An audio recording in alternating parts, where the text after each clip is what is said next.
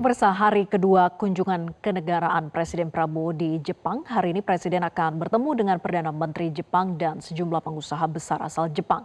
Informasi selengkapnya kita simak laporan jurnalis Metro TV Sheha Al-Hadar berikut ini.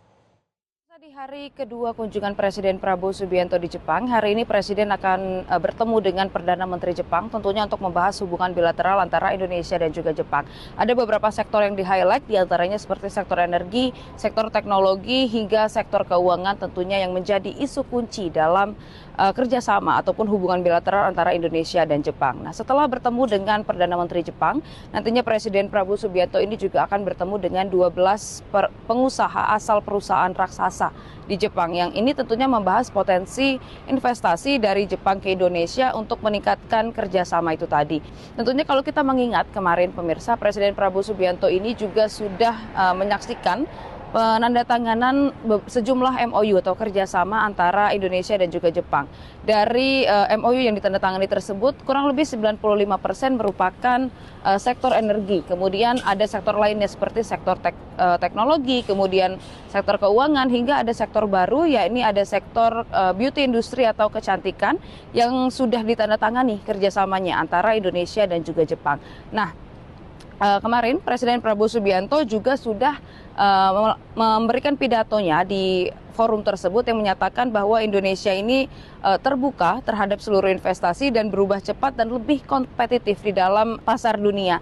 Dan kemarin Presiden Prabowo juga sudah menyatakan bahwa Indonesia akan terus melakukan deregulasi untuk memastikan seluruh investasi yang masuk ke Indonesia ini dapat berjalan dengan lancar.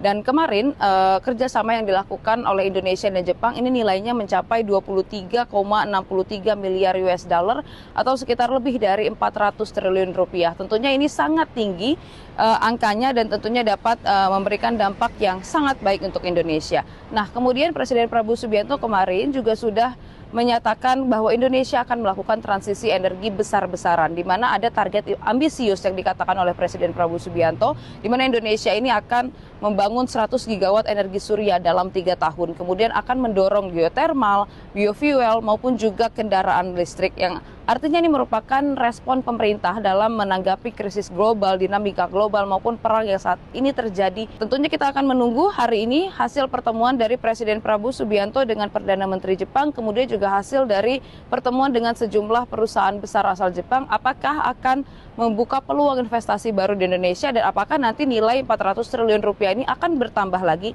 Kita akan tunggu nanti hasilnya. Dari Tokyo, Jepang, Sheha Al-Hadar, Metro TV. Jelajahi cara baru mendapatkan informasi. Download Metro TV Extend sekarang.